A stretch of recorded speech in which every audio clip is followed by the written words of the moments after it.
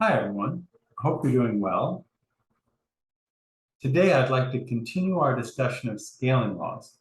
And the point of this discussion is to let us talk quantitatively about the ways in which the nano world is different than the human scale world that we normally operate in, because they are very, very different.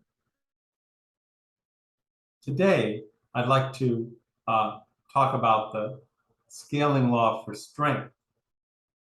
Our demonstration with the legs made of newspaper suggests that small objects are stronger than big ones.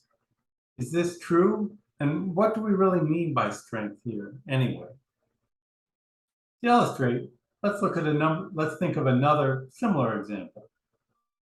Think of a single brick versus a house made of bricks. They're both made of the same material, neglecting the mortar that holds the brick house together.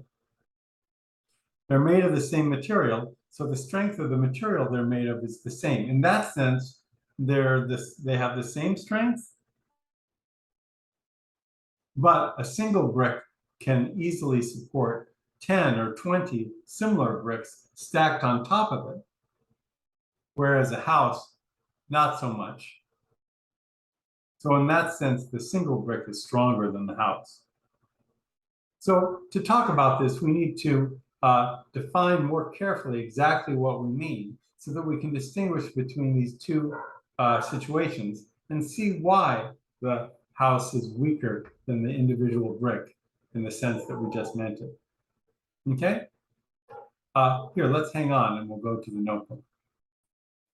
Okay, so last time we started talking about scaling laws, and we introduced the idea of a characteristic dimension. Okay? And then we investigated the surface to volume ratio as an example of a scaling law. Today, we're going to focus on strength and size. And we'll start by introducing the idea of pressure, which is probably familiar to you, and stress,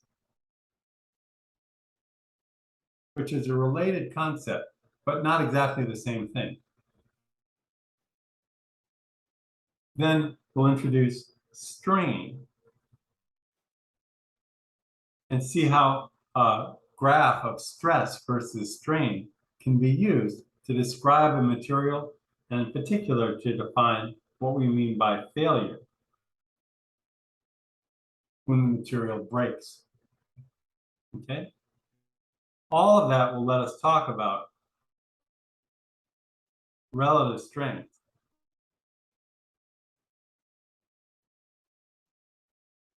Okay? The goal we set a moment ago. And then finally, at the end today, we'll talk about something which is related and which is important, but which isn't exactly the same thing. We'll talk about how the grain size in a material can influence its strength.